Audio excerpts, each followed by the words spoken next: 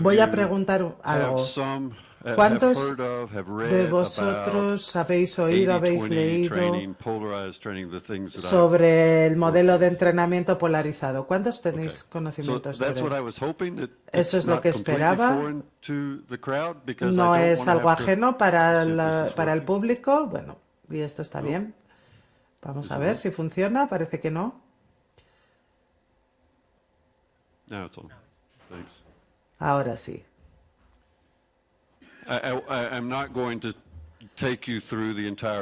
No os voy a pasar por toda la historia de 25 años de investigación en este tema, pero quiero decir muy brevemente mi enfoque de la investigación en esta área.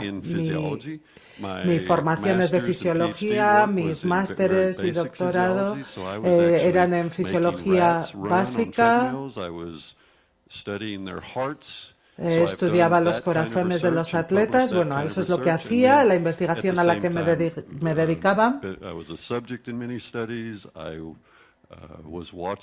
También al mismo tiempo me interesaba por otras investigaciones sobre humanos. Siempre he intentado mezclar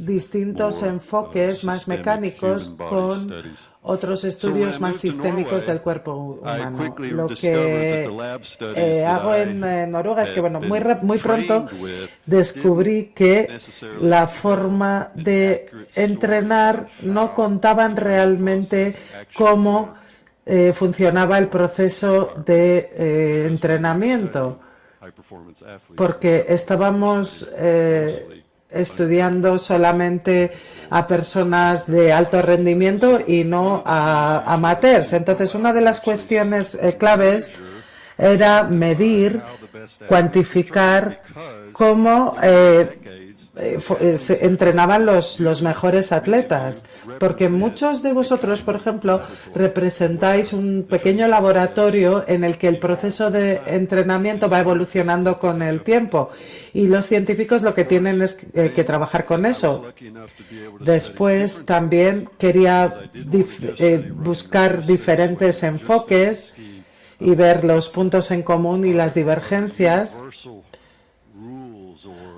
para tratar de encontrar unos principios universales que muchas veces se derivan de estos procesos. Después podemos descubrir los conocimientos y utilizar las subélites en estudios intervencionales para el laboratorio, pero de esta manera podemos estudiar las hipótesis y la escalabilidad. Muchas veces esto permite manipular, cambiar lo que se hace, ¿no? Entonces esto lo tenemos que controlar. También yo creo que tenemos que conectar las mejores prácticas para intentar entenderlas en lo que podemos sacar de ahí en cuanto a la fisiología sistémica, la biología molecular, etcétera. Y por último, creo que algo que está ocurriendo hoy, en el momento en el que vivimos con nuestras plataformas digitales, nuestra tecnología, es que cuando yo empecé a estudiar fisiología, una muestra de 10 personas era buena. Ahora, si voy a hablar con el propietario de una instalación de entrenamiento, me dicen que se recogen 10 millones de sesiones de entrenamiento todos los meses. Entonces, la muestra es muchísimo mayor ahora mismo. Por tanto, tenemos acceso a una cantidad de datos de diferentes calidades de calidad a la que nunca habíamos tenido acceso. Y todos estos datos multitudinarios pueden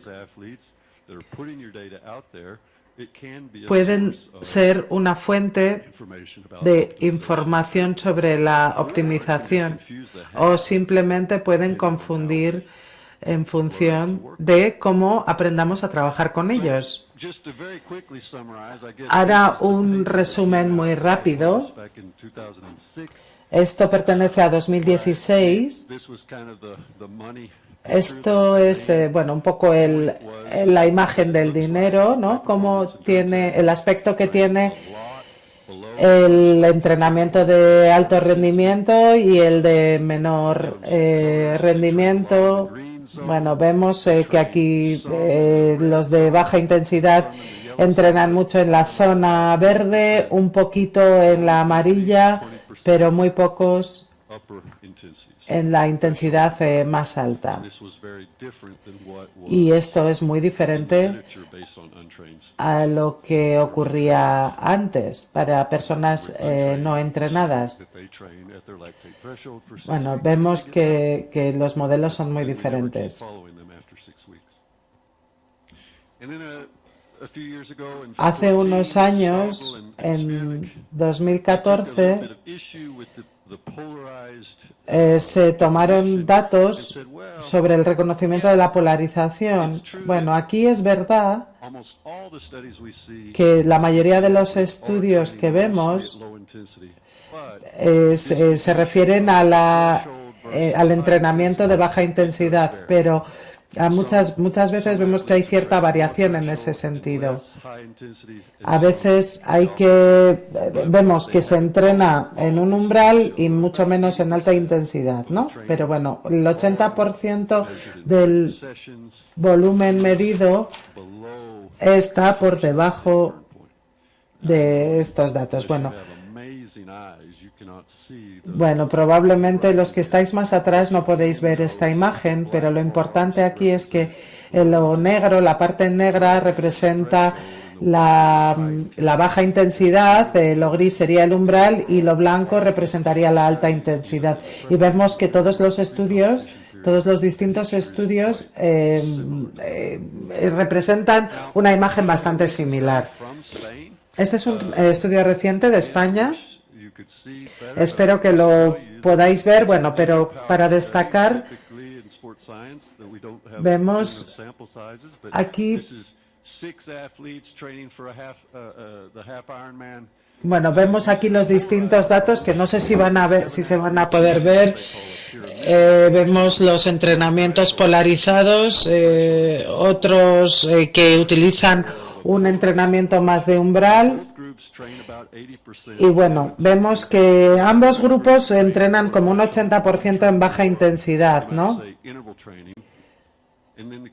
Y después la cuestión es, ¿qué grupo funcionó mejor en el medio triatlón, en el Half Ironman? Bueno, esto puede ser importante porque para mí, después de 20 años trabajando en esto, es que uno de los factores del éxito es la distribución del tiempo de entrenamiento. Esto significa que no podemos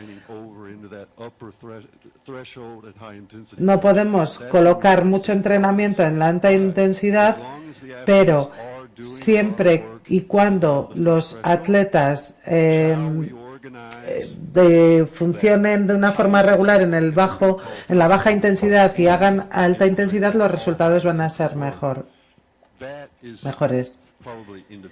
Esto probablemente es individual, depende de la distancia.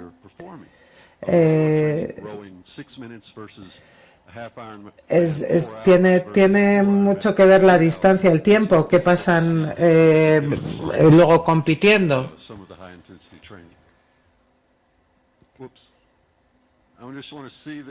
Bueno, quería mostrar esta imagen también porque aquí, bueno, muchas veces recibo esta pregunta, ¿no? La pregunta típica es 80%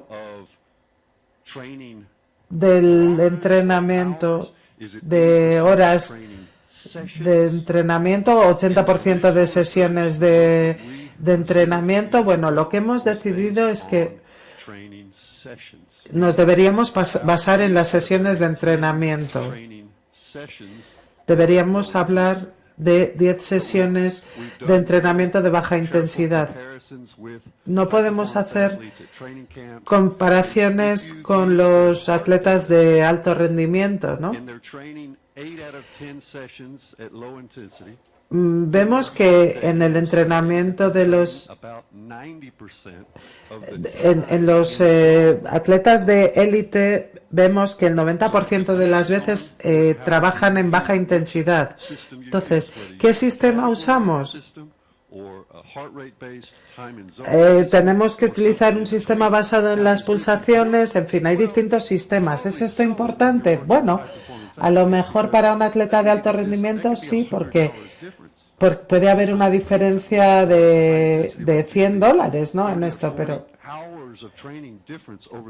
puede haber una diferencia de 24 horas de entrenamiento en un año, ¿no? En función de cómo se cuantifique todo esto y cómo lo comparemos a la hora de hablar entre ellos. Por tanto, es importante ser consistente. Y esto que me preguntan, ¿no? Esta es una campeona de ciclismo y bueno, me decía que entrena 5 días a la semana, 10-12 horas en total, ¿no? En fin, me pregunta siempre si tiene que hacerlo de otra manera y yo le digo, bueno, si esto te funciona, sigue así, ¿no? Y bueno, ella me dice, oh, pues es genial que me digas esto, porque yo no quiero entrenar menos tiempo pero a mayor intensidad, sino que prefiero hacerlo de esta manera. Bueno, muchos tenemos estas pulseras de actividad, ¿no? En un escenario típico tenemos un entrenamiento de esta manera, con este aspecto. Bueno, aquí vemos el lactato en sangre, en fin, bueno, vemos todos los datos sobre el entrenamiento, vemos que está todo bien. La pregunta aquí es cómo cuantificamos esta sesión de entrenamiento. Una forma sería la típica zona de tiempos. Ahí se ponen las zonas y se va cuantificando cuántos segundos estoy en cada zona, la zona de tiempos, ¿no? Otro enfoque sería, bueno, mi tiempo de entrenamiento es 40 minutos de alta intensidad, pero mi trabajo en alta intensidad, bueno, hay un tiempo que me lleva a llegar hasta él, pero bueno, realmente es 40 minutos, ¿no? Entonces, bueno, hay una especie de cuadraditos para marcar los tiempos y esto lo llamamos la zona modificada, la zona de tiempos modificada. Pero bueno, lo importante en esta sesión, por supuesto, es que hay una parte de calentamiento, pero es un entrenamiento de alta intensidad. Y es ese momento cuando decimos, hoy ha sido un día duro, ¿no? Cuando hemos entrenado de este momento. Entonces, hay 3 formas diferentes de cuantificarlo. Y no digo que uno sea mejor que otro, pero lo importante es que hay que ser consistente cuando hablamos con otra persona y decimos, hacemos el 80%, el 90% de baja intensidad. Bueno, probablemente hay que pensar en si estamos utilizando el mismo sistema de medición o no. Es importante tenerlo en cuenta. Quería mostrar esto porque aquí vemos diferentes tipos de atletas en diferentes deportes y tenemos que tener cuidado cuando comparamos deportes y su volumen de entrenamiento, su tiempo de entrenamiento. Aquí tenemos remo, tenemos carrera. Bueno, vamos, aquí vemos que los remeros no hacen ningún trabajo excéntrico, no hacen. Ellos funcionan de una manera determinada y pueden tolerar una alta intensidad siempre y cuando tengan cuidado con su espalda, ¿no? Muchas veces, si medimos la fuerza en las piernas, vemos que puede ser 30 veces superiores a la del remado, ¿no? Pero ellos entrenan como 25 o 30 horas a la semana, ¿no? Entonces hay muchas diferencias en el volumen de entrenamiento. Por tanto, yo pienso que no hay que comparar manzanas con naranjas. Si nos fijamos en las horas de entrenamiento, pueden ser muchas horas de entrenamiento en el año. Vemos, bueno, en un corredor de distancia, en un nadador, vemos aquí las distintas diferencias en función de los deportes, ¿no? Aquí, porque lo estamos midiendo en horas, pero no podemos. O sea, podemos comparar el número de horas que dedican al entrenamiento, pero no podemos comparar los entrenamientos porque son deportes diferentes. Bueno, aquí tenemos también datos sobre remeros, insisto, de la clase junior. El 95% de su entrenamiento se basa en la zona de tiempos y es un entrenamiento de baja intensidad. El 95% de su entrenamiento estaba en la zona verde.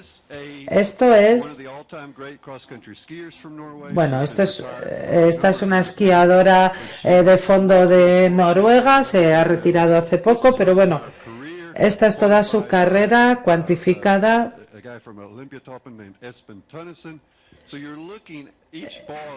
Y vemos que cada barra representa un año de entrenamiento. Hay como 8.000 sesiones de entrenamiento. Es bastante tiempo, ¿no? Y realmente digitalizar todo esto ha sido un trabajo ingente, ¿no? Aquí vemos la dominancia del componente de baja intensidad. Aquí vemos que cuando esta atleta empieza, bueno, vemos los distintos datos en la gráfica, ¿no? Y vemos aquí también el cambio a la alta intensidad y vemos que en el momento en el que hay más, su éxito también es mayor. Bueno, yo he trabajado con esquiadores, con corredores de distancia, con ciclistas, con nadadores y la historia básica es la misma para todos estos grupos. Hay unos principios que guían la distribución. A lo largo del espectro del rendimiento, generalmente vemos que a medida que aumenta el volumen de entrenamiento, este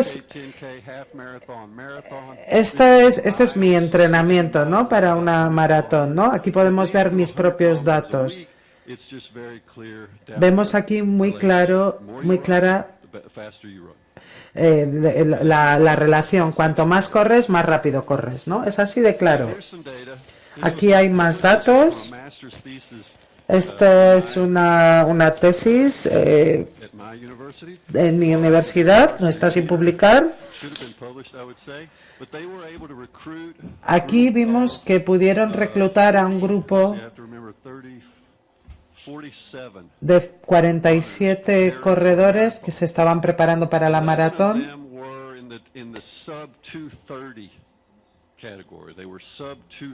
Estaban en la categoría de menores de 30 años. Bueno, vemos también cuáles eran sus tiempos, ¿no? Aquí tenemos la relación de tiempos que hacían, ¿no? Estos maratonianos. Si miramos los datos, si nos fijamos, bueno, los que están por debajo de los 2:30 en la maratón pertenecen al 0,3% de la población capaz de hacerlo, ¿no? Si estás por debajo de 3, estás en el top 3. Aquí tenemos los tiempos medios para cada grupo, la distancia media 60 kilómetros, 90 kilómetros o 30 kilómetros a la semana. Esto es muy típico lo que vemos. Y si contamos horas, vemos que los de 2.24 corrían como 12 horas a la semana, los de 2.48 la mitad de esos, 6 horas y media a la semana. Y aquí es donde vemos que las cosas están se vuelven interesantes, ¿no? ¿Cómo se distribuye su entrenamiento? Cuando miramos estos datos, vemos las tres intensidades, ¿no? La baja intensidad, el umbral y la alta intensidad, ¿no? Este es el ritmo real de maratón para estos grupos, ¿no? 3.24, vemos 3.59 por kilómetro. Aquí, bueno, esto da una referencia y aquí vemos la media de la baja intensidad, del umbral y de la alta intensidad, ¿no? Estos son kilómetros por hora y aquí tenemos los minutos por kilómetro. Bueno, para que cojáis el dato que prefiráis. Bueno, esto vemos que tiene una relación directa con su velocidad real en la maratón. Estos corredores suelen entrenar por debajo de la intensidad, en lugar de hacerla la intensidad del maratón. Normalmente cuando entrenan en baja intensidad lo hacen al 85% del ritmo de maratón. Cuando lo hacen en el umbral están más o menos en el ritmo de la maratón y cuando lo hacen de alta intensidad sí que es superior al ritmo de maratón, pero no hay mucha diferencia.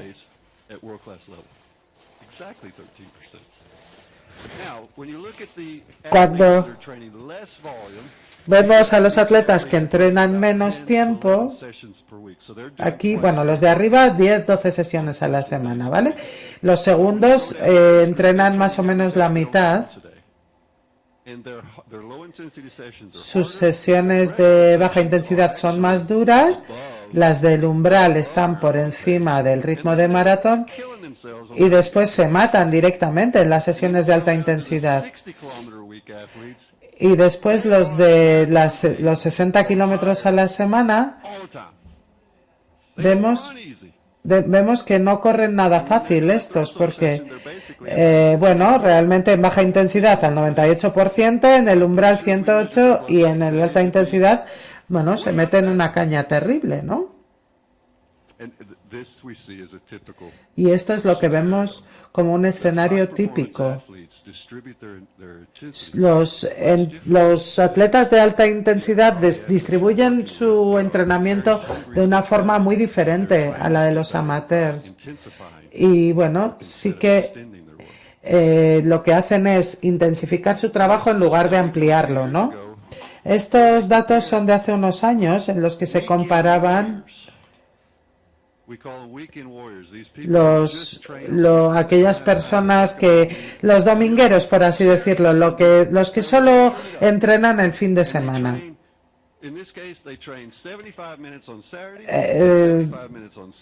Por ejemplo, 75 minutos el sábado, 75 el domingo y luego durante la semana no hacen nada, ¿no? Este era su grupo, ¿no? El de aquí. Después lo comparamos con el segundo grupo, que es este, y vemos que aquí este grupo corría 5 días a la semana, pero solamente 30 minutos en cada sesión. Y después el tercer grupo eran los sedentarios, ¿no?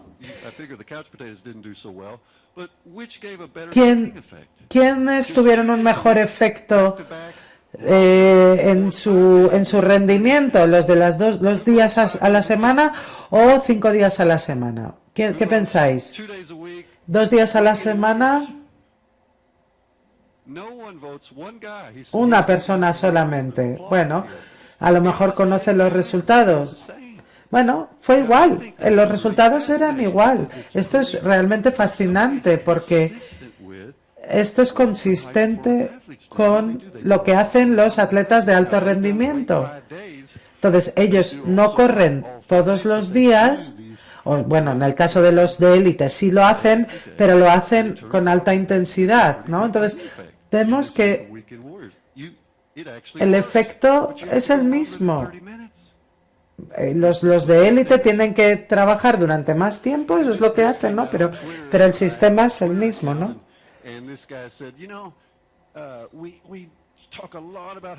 Bueno, esta persona decía, hablamos mucho sobre el entrenamiento de alta intensidad, pero no se habla sobre cómo organizamos todo el 90% del trabajo que hacemos.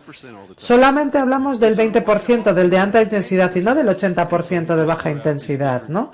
¿Cómo lo distribuimos?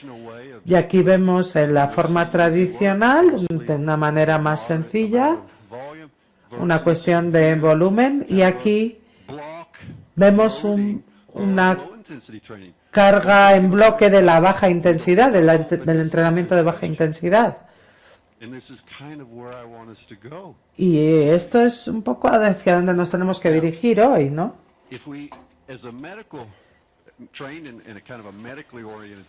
Sí. Bueno, sabemos las respuestas, la relación de respuestas, ¿no? La relación entre dosis y respuesta que obtenemos, ¿no? Si encontramos la dosis adecuada, obtienes una buena respuesta, una respuesta positiva.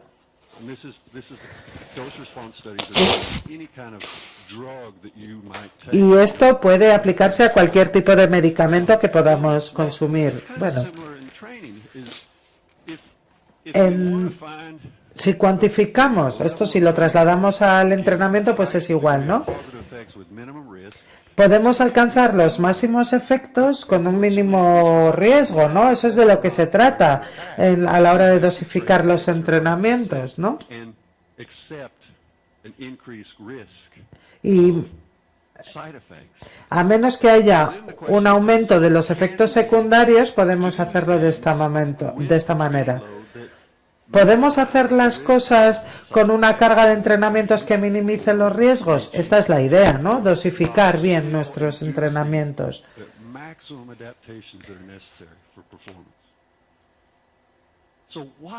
Por tanto, ¿por qué hay tanta zona verde? Y esta sigue siendo una pregunta esencial.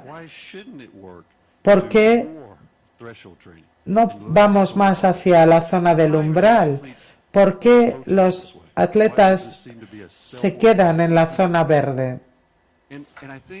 Y creo que desde mi perspectiva hay tres potenciales mecanismos que están interconectados probablemente.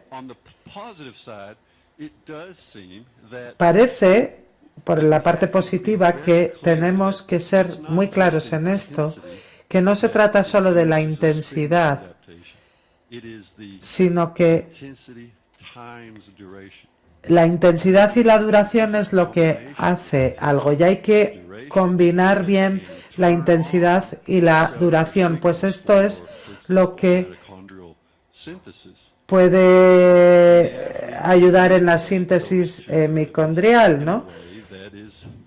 Y hay que hacerlo, hay que adaptar esto de una manera sostenible. Otra cuestión es la gestión de la disponibilidad de energía. El glicógeno y demás que tenemos disponible en función del tiempo y de la intensidad del entrenamiento puede hacerlo menos o más sostenible, ¿no? Y después el tercer mecanismo sería la gestión de la carga del estrés sistémico, ¿no? Dependiendo de cómo lo hagamos, a lo mejor no encendemos la producción de cortisol, de otras respuestas de nuestro mecanismo. Parece que muchas veces los atletas se quedan por debajo del radar de estrés de su cuerpo, ¿no? Para no crear. Y bueno, nosotros sabemos por la investigación que si exponemos a los humanos o a los caballos a un estrés moderadamente alto diario, puedes tener la garantía de que no van a colapsar, ¿no? Esa es la receta. Esto es para no llegar a una sobrecarga, a un sobreentrenamiento, ¿no? Esta sería la receta para conseguir una buena distribución del entrenamiento. Bueno, se trata de encontrar la relación correcta, ¿no?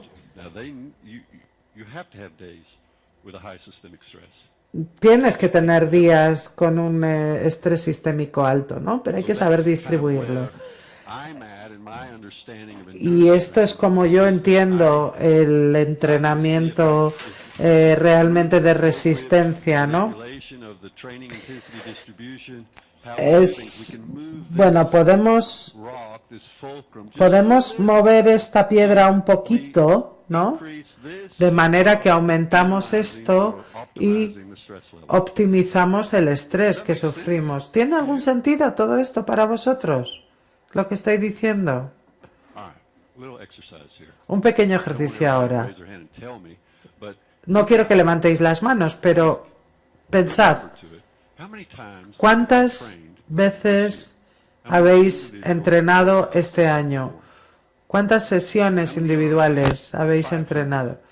¿500 veces alguien? ¿500 veces? ¿300 veces? Levantad la mano. ¿250 veces? Yo estoy en 250. Vamos a hacer esto. Aquí hay una ecuación para vosotros. No pensábamos que íbamos a hacer matemáticas hoy, pero bueno, esta es una ecuación muy estúpida, pero aún así es importante. Pensemos en un atleta que entrena 500 veces al año, y esto no es nada inusual. 500 veces, 500 sesiones individuales de entrenamiento al año, de media. If I asked you how big of an average physiological capacity improvement for each Vamos a pensar en cuál es la mejora de cada una de estas sesiones de entrenamiento. Bueno, pues esto me va a permitir un 5% de mejora en la capacidad durante una temporada, y esto es una barbaridad. Las matemáticas me dicen que un 0,01% por sesión de entrenamiento. Y bueno, lo que quiero que entendáis con esta ecuación es que podemos ver desde arriba toda la imagen del entrenamiento para entender cómo hacemos. No se trata de mejorar en una semana, no es una sesión de entrenamiento épica. Lo que tenemos que hacer es ir aumentando el nivel de rendimiento a lo largo de toda la temporada, a lo largo de las 500 sesiones de entrenamiento, y se siguen manteniendo muy saludables, y esa es la perspectiva que tenemos que aplicar. No nos podemos quedar con una sola sesión, sino ver toda la imagen. Ahora, la polarización. Bueno, he hablado sobre la imagen general, pero voy a hablar ahora sobre el modelo de polarización, que es a lo que venía a hablar. Hay, bueno, distintos modelos, y aquí tenemos uno bueno, ¿no? Este es un modelo que funciona muy bien.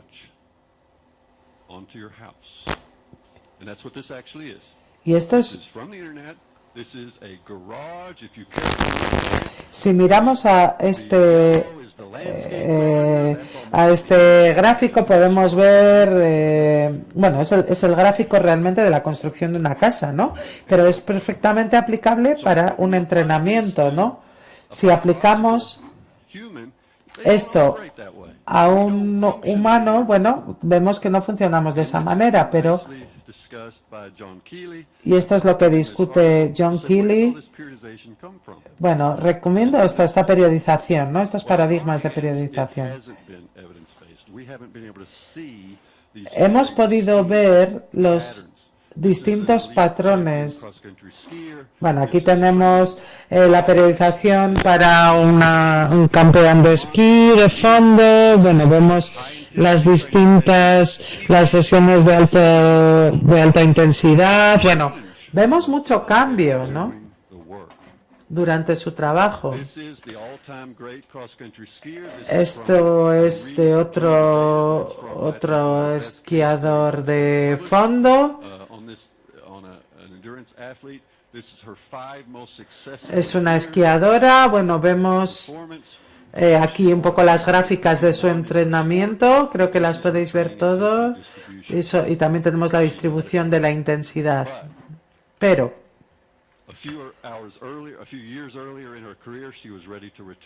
a unos años antes en su carrera se iba a retirar porque no estaba bien. Bueno, estaba entrenando mucho en alta intensidad y bueno, aquí tenemos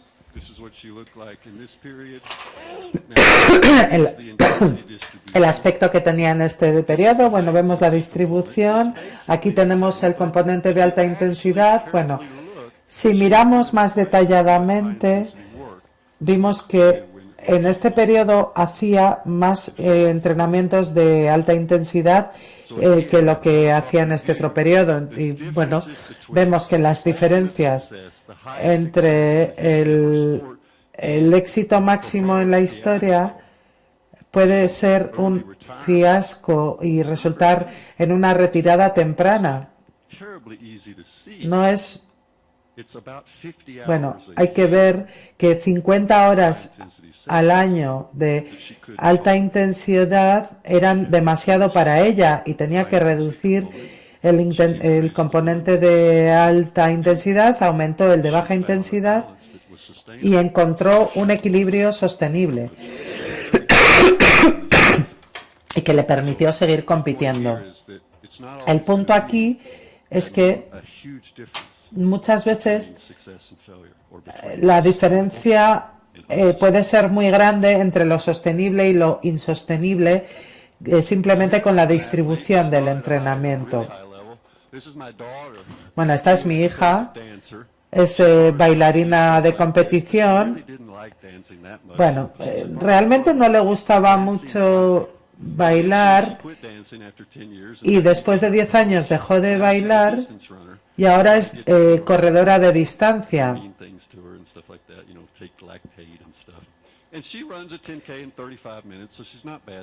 Y bueno, corre todos los días 35 minutos. Lo que quiero mostrar es unos datos. Ella probablemente es la típica atleta. Este es su año, hemos cuantificado su entrenamiento y quería responder a la pregunta. Bueno, vemos las zonas básicas y quiero preguntar, ¿cuándo a lo largo de estos 10 meses esta atleta rindió mejor? ¿Cuándo durante este periodo de 10 meses funcionó mejor? Bueno, y esta es la distribución de intensidad también. Vosotros, ¿cuándo pensáis que alcanzó el pico? ¿Alguien quiere responder a esta pregunta? Esto es enero, esto es junio, esto es octubre. ¿Nadie quiere intentar responder? ¿Cuándo es su pico más alto? Mi punto aquí es, bueno, esta es mi hija. Aquí sus entrenamientos eran muy fáciles. Todo iba genial aquí, ¿no? Aquí vemos que aquí, bueno,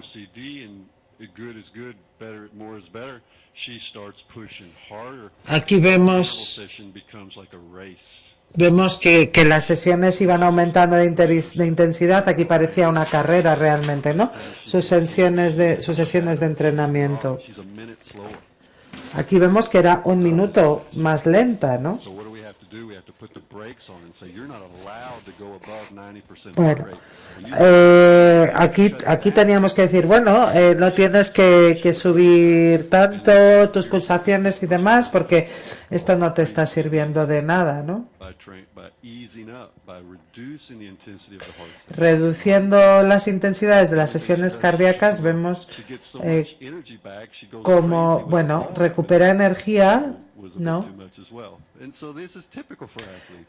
Bueno, muchas veces se trata de encontrar, ¿no?, el equilibrio en la distribución.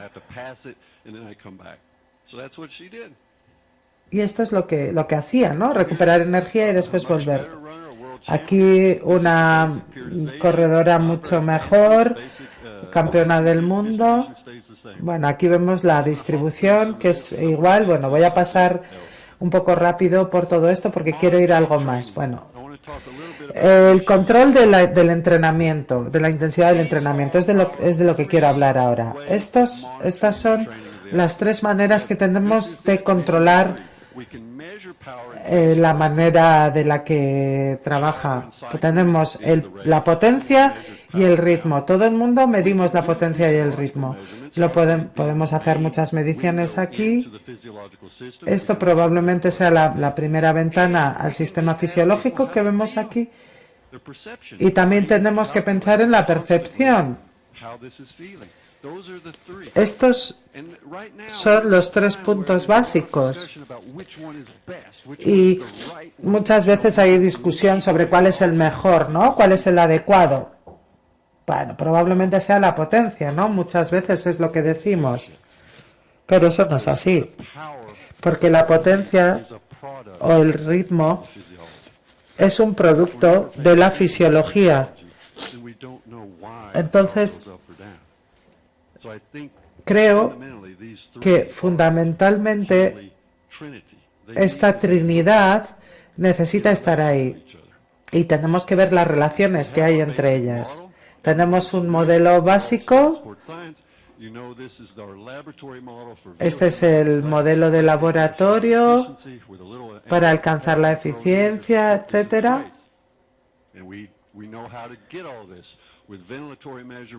Bueno, tenemos distintas mediciones y en la fisiología normalmente lo que encontramos es estos gráficos. A veces se añaden zonas, ¿no? Pero bueno, las tres básicas son las que hemos hablado antes, la de baja, la de umbral y la de alta intensidad, ¿no? Y bueno, pues estos son los distintos. Bueno, aquí vemos que estas zonas no se basan en una medición fisiológica específica, ¿no? Bueno, podemos ir añadiendo zonas, ya digo, esto no es realmente importante. Luego, las pulsaciones en un umbral determinado de potencia o de ritmo es estable incluso a medida que aumenta el umbral, ¿no? Y esto lo demuestran los estudios. Bueno, podemos ir aumentando el umbral, pero las pulsaciones se mantienen igual. Y muchas veces esto es suficiente. Después, Max HR. Tenemos que saber cuál es el máximo de pulsaciones. Esto, bueno, tenemos que pensar cada uno individualmente en dónde nos encontramos. No tenemos que pensar en números absolutos porque esto funciona para muchos, pero no necesariamente para mí. Vosotros lo sabéis, pero muchas personas todavía utilizan estas mediciones. Aquí tenemos un perfil típico. Aquí lo que quiero destacar es que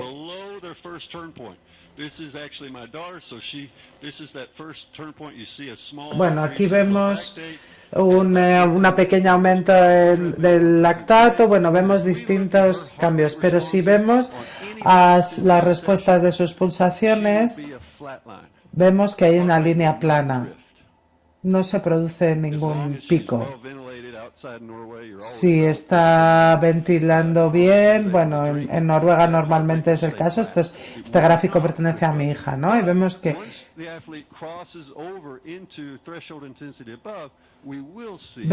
vemos aquí también un aumento gradual también a medida que va esto. Vemos aquí una medida fisiológica y aquí vemos que cuando se entrena a baja intensidad, las pulsaciones se mantienen estables, independientemente de la duración. Y esta investigación lo que demuestra es que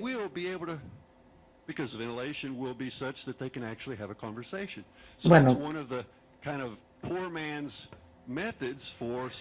aquí podemos utilizar todo esto para ver si realmente estamos entrenando en la intensidad que debemos y demás, si nos fijamos en todo esto, ¿no? Porque si las pulsaciones son muy altas y no podemos hablar, probablemente no sea la intensidad adecuada, ¿no? Esto es algo que publicamos. Aquí vemos, bueno, muchos atletas de élite, ¿no? Y vemos los distintos datos y lo que nos enseñan todos estos datos, ¿no? Y aquí no hay ninguna diferencia en el ritmo cardíaco, también el lactato en sangre, en fin, no había ninguna diferencia, ¿no? Estábamos muy interesados en la variabilidad de las pulsaciones, ¿no? Y bueno, vemos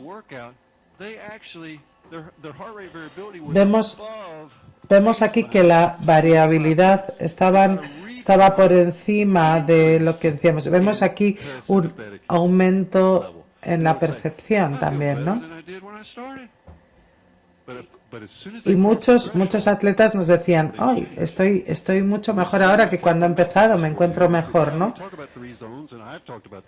Bueno, aquí de todas formas se pueden ver las distintas zonas y la respuesta al estrés, ¿no? Y tenemos los datos para verlos. Tendemos a pensar en las zonas de una manera muy estática y necesariamente no lo son. No es verdad que tengan que ser así, porque después de 3 horas ya no tenemos la misma capacidad que teníamos después de 15 minutos de entrenamiento. Entonces, las zonas se tienen que ir moviendo en función del avance del entrenamiento y tienen que tener un aspecto similar a este. Cuando organizamos el entrenamiento, tenemos que tener estas cosas en cuenta, ¿no? Queremos mantenernos por encima, por debajo del umbral, en fin, este tipo de decisiones son las que tenemos que hacer y probablemente nos movamos en tan solo 2 zonas, no en 3, ¿no? ¿Tiene sentido lo que estoy diciendo? Sí.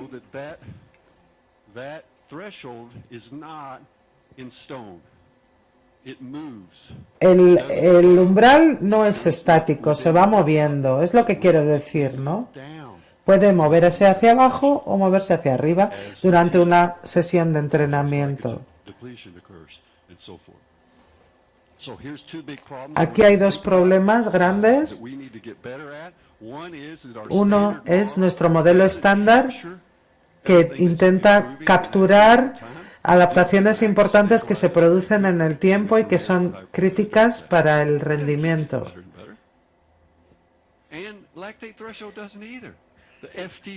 Y el modelo estándar probablemente no es capaz de capturar precisamente estas adaptaciones, ¿no? Las adaptaciones importantes. Y el otro problema es que el ritmo, la potencia del umbral y los valores máximos para las pruebas en laboratorio se tratan como estáticos, como recursos que no cambian que durante una sesión de entrenamiento o una carrera, pero no lo son en realidad, como ya hemos visto, ¿no? Entonces yo lo que quiero cuantificar es la durabilidad, la capacidad del atleta para mantener el equilibrio fisiológico en el mismo entrenamiento. Quiero cuantificar la intensidad de la repetitividad de la alta intensidad, perdón. La repetitividad de la alta intensidad, porque es la capacidad de repetir periodos de trabajo durante el entrenamiento o una carrera. Aquí tenemos un ejemplo. Soy yo mismo, ¿no? Volví a correr en bicicleta como hace un año, ¿no? Me volví a subir a la bicicleta y empecé a usar algo que se llamaba Swift. Bueno,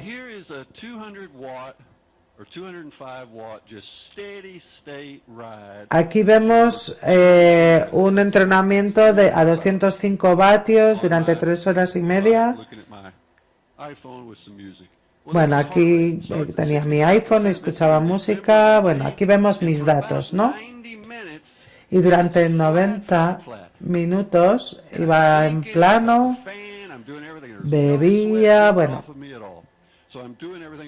estaba haciendo todas las cosas bien, ¿vale? Pero después, inexplicablemente empezaba a doler.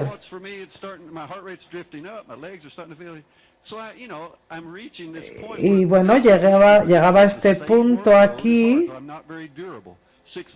veíamos que no era muy duradero, ¿no? A los 6 meses veíamos que aquí estaba mucho mejor. Todo era igual, lo único que había cambiado era la dureza del entrenamiento y esto creo que es un ejemplo de durabilidad. Los buenos atletas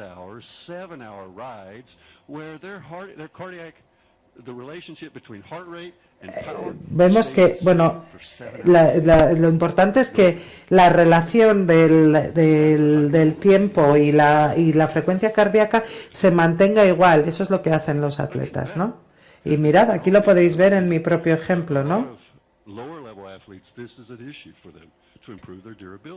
Para muchos atletas el problema es este, ¿no? Aumentar la durabilidad.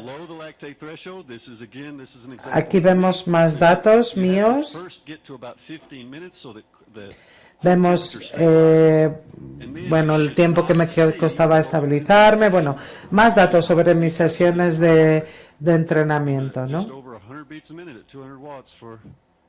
Aquí vemos la frecuencia cardíaca, el tiempo de entrenamiento, etcétera, ¿no?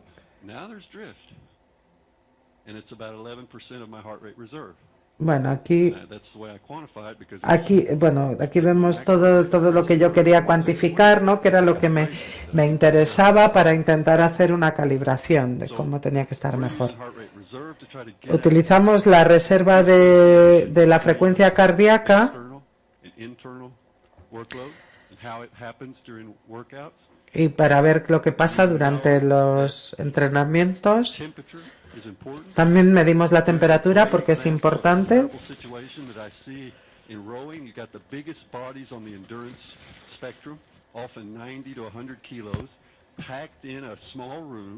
Aquí vemos, bueno, una de las cosas más horribles que vemos es estas personas que entrenan fuerza en una sala muy pequeña y que están levantando muchísimo peso en una sala pequeña en la que la temperatura es tremenda, ¿no? En ese momento el corazón, el corazón no nos va a permitir llegar a otras cosas, aunque estemos bebiendo y estemos haciendo todo correctamente, ¿no?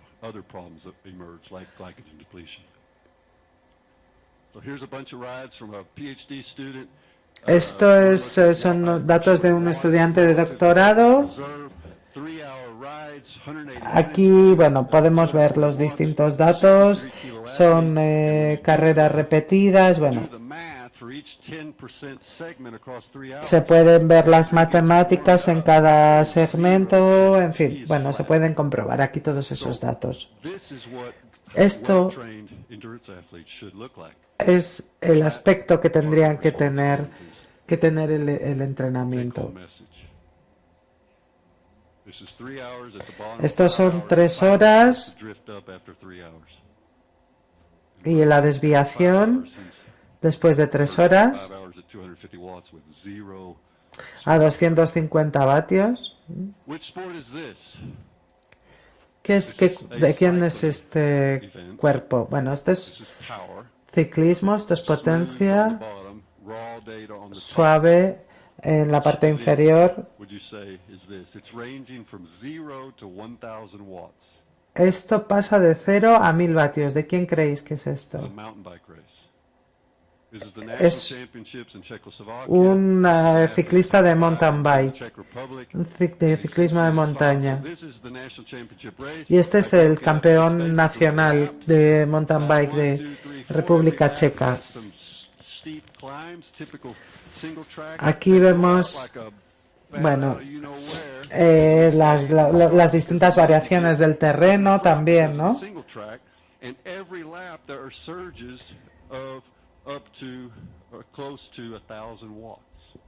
Bueno,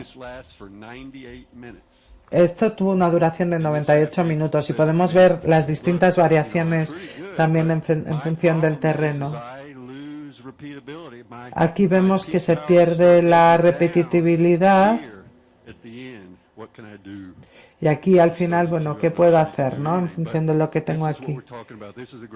Este es un gran ejemplo de la repetitividad de alta intensidad, ¿no? Y esto es lo que ocurre en las carreras en muchos deportes. Cuando nos entrenamos para esto, aquí vemos los distintos, los distintos datos en función de cómo vamos avanzando. Aquí vemos que lo que cambia, vemos las distintas variaciones y lo que va cayendo.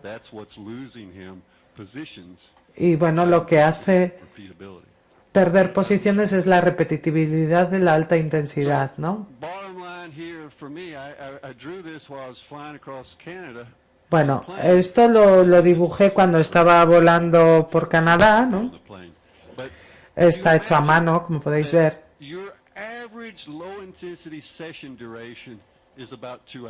La intensidad normal de la sesión de la duración de las sesiones de baja intensidad normalmente es de 2 horas, ¿no? Aquí, bueno, vemos mis anotaciones, ¿no? Y vemos la gráfica que me acaba quedando, ya digo, está hecha a mano. Pero lo que vemos aquí es que si mantengo la baja intensidad en el tiempo, voy a acabar obteniendo una estabilidad, ¿no? Que no consigo de otra manera.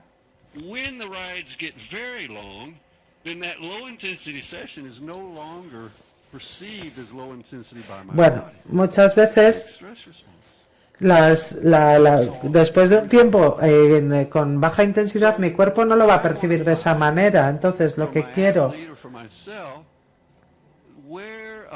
encontrar es cuánto tiempo me va a llevar realizar las adaptaciones necesarias para que deje de ser, para que el entrenamiento de alta intensidad pase a ser de baja intensidad, por así decirlo, para que mi cuerpo lo perciba de esa manera.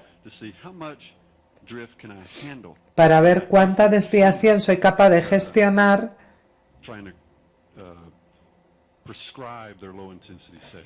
para prescribir las sesiones de baja intensidad.